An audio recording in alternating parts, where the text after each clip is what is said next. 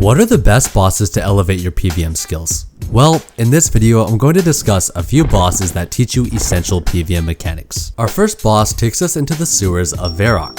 Mechanics learned at Scurrius are seen throughout old school RuneScape, one being prayer switching. This boss is aimed at low to mid level players, so the time required to switch prayers is quite low. However, you might still be getting familiar with F keys or even clicking tabs, so the slower pace might be perfect when starting out. Another mechanic here is Fallen Rubble. This marks a tile as dangerous, forcing you to move, teaching the basics of movement. Once again, the timing is quite lenient, but it's a really good introduction of what's to come, especially since this mechanic is seen at so many bosses. The final mechanic worth mentioning in my opinion is having to deal with multiple NPCs at once. I suspect this might be overwhelming for some of you, seeing as Scurrius can drop rubble and change attack styles all at the same time. However, this is just the beginning of focusing on multiple things at once and should help you ease into more difficult scenarios. Overall, Scurrius does a great job introducing actual mechanics seen in tougher content. It's a great starting place and I highly recommend it. This next boss might surprise you since it's not really a boss. Demonic Gorillas expand on what you learned at Scurrius and incorporates another fundamental of PvM, gear switching. Demonics are great for learning gear switching since you only need a few swaps, usually the most important gear that gets you the most out of each inventory slot. Now since you're using multiple gear styles here, don't forget to treat your offensive prayer as part of your gear switch. In fact, offensive prayer is one of the largest contributors to your overall DPS. Despite being more of a demi-boss, Demonics still have multiple mechanics to focus on at once. Demonics will frequently change their attack style, requiring you to quickly change your overheads. Simultaneously, you might need to change your attack style since their overheads change after enough damage. And you can't forget about their boulder attack. Shouldn't be a problem for a guy like you. Although Demonics might not have the same allure compared to other bosses in the mid game, I still prefer them if getting better is a priority. Okay, let's talk about the next boss. I contemplated between three, but ultimately decided Muspa is at the top of the mid game bosses for improving. A key skill to practice here is attacking on your weapon's cooldown. When kiting Muspa around the room, focus on using your mage weapon on its intended attack speed. This will require you to move efficiently and build that sense of how fast your weapon attacks. Another time I want you to practice attacking on cooldown is when switching gear, since Muspa has two forms. It's often better to do a partial switch and attack on your weapon's cooldown than do a full switch and attack delayed. You'll likely bring larger gear switches in high level PvM, so increasing your switches to 5 or 6 here is also a good idea. Now if you want to get a head start on an end game mechanic, Muspa offers a golden opportunity during its smite phase. Prayer flicking can be difficult to learn, but try using smite for the single tick you attack on and pray range for the rest. Finally, Muspa's magic attack is quite punishing and swapping prayers late deals high amounts of damage and causes prayer drain. This attack mimics high level PvM and better prepares you than something like Vorkath's fireball attack. While Muspa isn't the only mid-game boss that teaches valuable skills, it's definitely one of the best. These next bosses are where I suspect most of you will fall. Keep in mind slightly pushing beyond your current skill level is the best way to improve.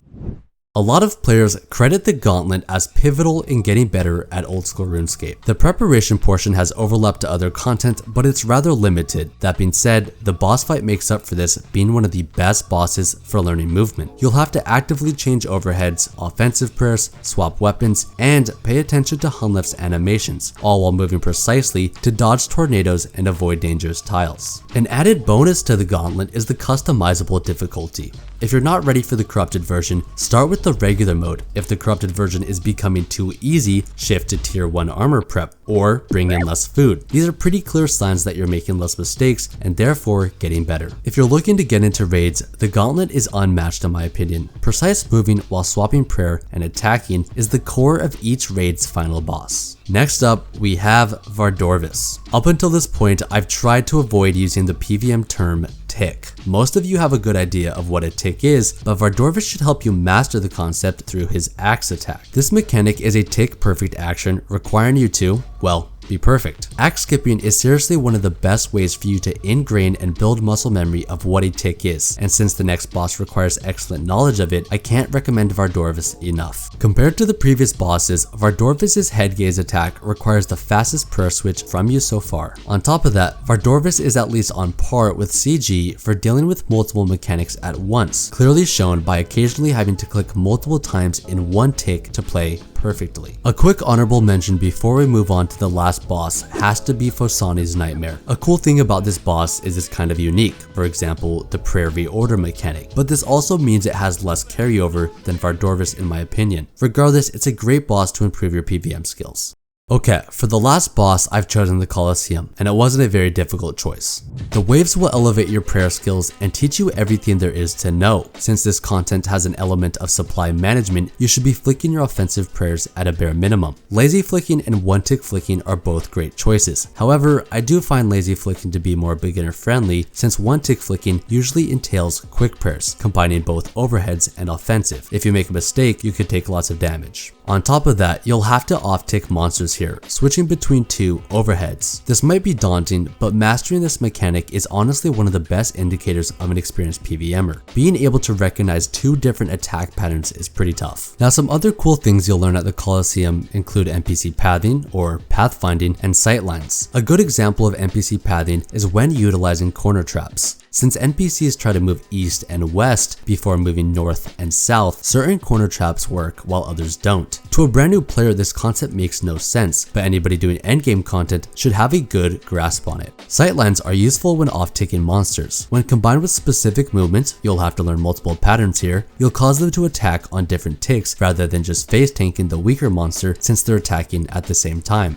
In time, you'll become a movement master and a prayer flicking god trying to reach Soul. No pun intended. Speaking of Soul, arguably one of the best designed bosses and excellent for teaching two mechanics. As a matter of fact, I kinda wish I could skip the waves and just repeat the boss fight. As with most bosses, his primary attack isn't mechanically complicated, but when combined with multiple areas of focus at once, a simple thing can become difficult. For that reason, I don't actually think this attack will teach you that much. Perhaps timing and an overall better feel of the game. Now his combo attack on the other hand is a perfect test of timing and understanding of ticks, and because it changes throughout the fight, it has an additional layer of depth. I'd argue if you consistently catch this attack, meaning multiple tick perfect timings, you have a very good idea of ticks in old school RuneScape. With all that being said, there's a general PvM skill in RuneScape that just can't be labeled, and I think this skill is built from all the bosses I mentioned, Soul being no exception. The grapple attack is basically the same thing as switching prayers, you're just clicking a different tab. All these bosses include eating and drinking prayer potions, which pull your cursor and attention away. If I had to be completely honest, the best way to improve at PvM is to just do PvM, and if you want to get better at a certain piece of content, just do that piece of content. I hope this video shows you that specific bosses will teach you certain skills, but if you want an Infernal cape, doing the Inferno is the best way to improve at the Inferno. Anyways, I am starting to ramble. Make sure you like the video if you liked it, subscribe if you haven't, and comment what boss you think should be on the list. See you in the next one.